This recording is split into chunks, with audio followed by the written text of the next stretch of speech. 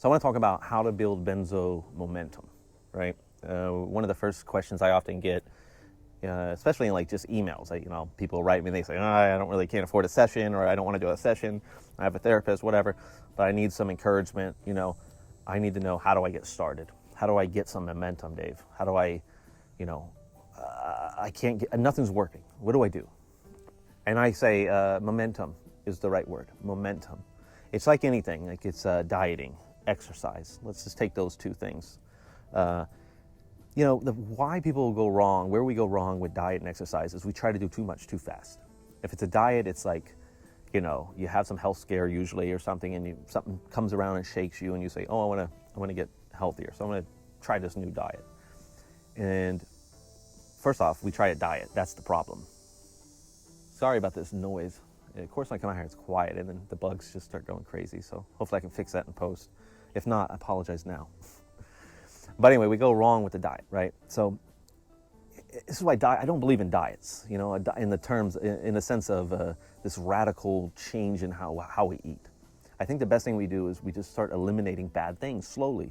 If you drink 3 sodas a day, start with only drinking 2. I mean, it really begins with like baby steps. I believe so much in baby steps.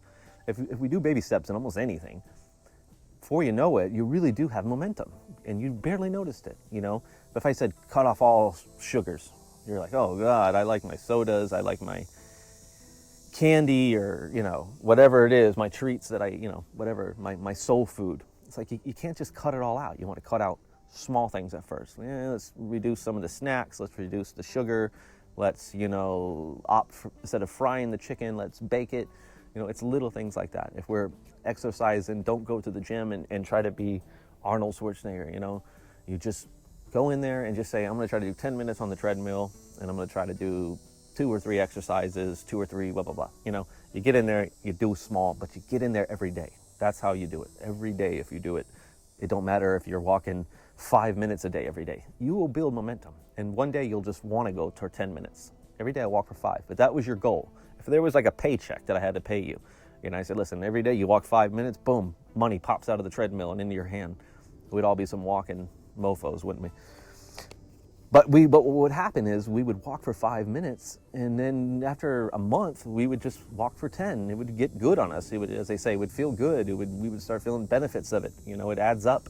5 minutes a day over a period of month is how many less calories every month. That results in less weight. This is how we build momentum. You start small and stay consistent. So that's tip number 1. Tip number 2 is perception. Perception is everything, right? Really, perception should come before the first tip I just gave you. I mean, that's after you have the perception, then you start small. But the perception is so critical to success, I find. If you can't believe in it, if you can't get behind it, if you don't understand why you're doing something, then, especially if it's a big thing, climbing Mount Everest or something, if you don't have a reason to climb Mount Everest, you're probably not going to climb it, or you're more likely to gas out in the middle, or find excuses, or just not know what you're up against. I think perception is everything. So when you're looking at benzos, you have to have, this is where I start with all my clients, is perception. We start with talking about, I start with exploring how do you see the situation you're in? And if you come into it with, damn these doctors, and why me, and my life, and I'm cursed, and, and I can never get better, and there's all these perceptions around it. I can never get better. I'm not going to fully heal. Life sucks. What's the point? I mean, there's all these sort of defeating things. And look, and there's kind of gravity to all of those things, all right? Life can suck at times. Psychiatry did screw a lot of us over. Some people don't fully heal. A lot of us are struggling way longer than we ever thought we would be. These are real things. So, but they're not completely accurate, and we know that. And more importantly, even if they were accurate, this is not a situation where we can entertain those things. There's no room for it.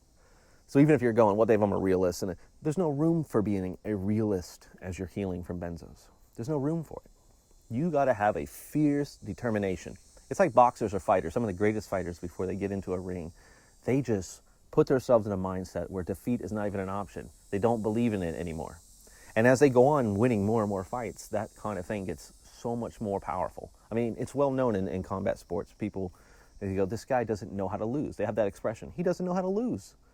He thinks he's undefeatable, you know? So you see him pushing through crazy things where most people would tap because he doesn't know how to lose. He refuses. Defeat is not an option. We need that. And the problem is, we're not all fighters. We're just regular people that got duped in this situation. So you might look at the fighter and go, well, that's great for him.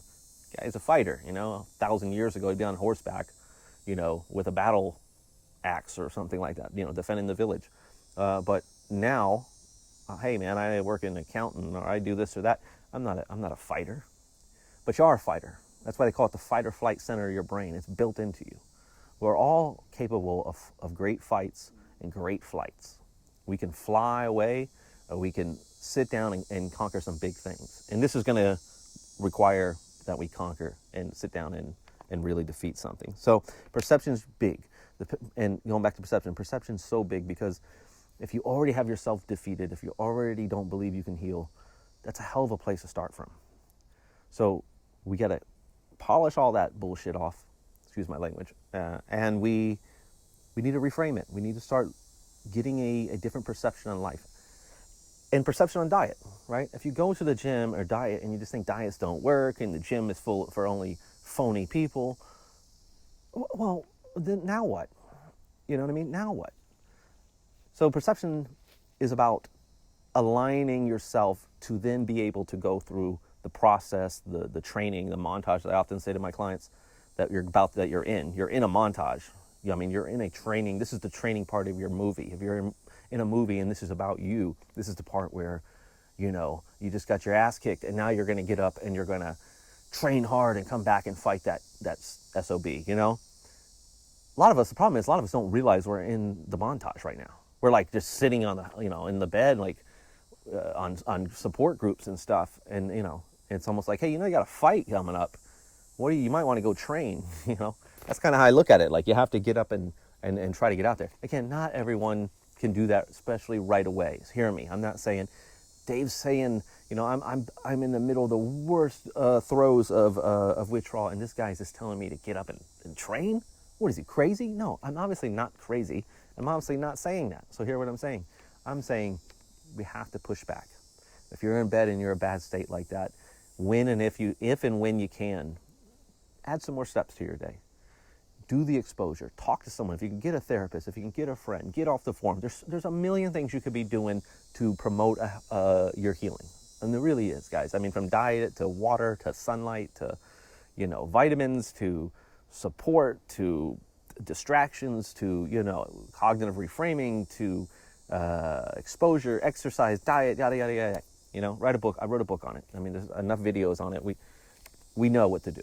We should know. And if not, this is the part of your story where you go and you explore what it takes. This is the part where the protagonist learns something they didn't know. They educate themselves and they get ready for the montage.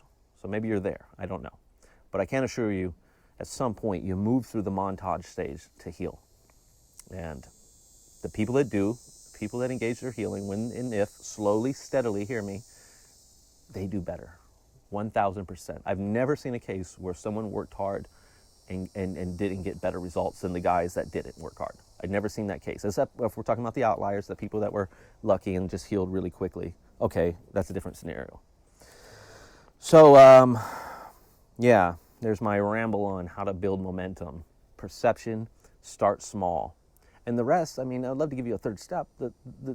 I guess if there's any third step, is consistency. Just keep going. That's what really separates, what is the expression? The men from the boys. Not a great expression these days, but you know, the amateurs from the majors, the whatever. You know, this is what really is going to separate us, is can we do it daily? Can we start small, line of perception, build off that every day? Can we do that over time? Are we willing to do it? Are we strong enough? Are we committed enough to do that? If you can, you're going to help facilitate your recovery. Absolutely.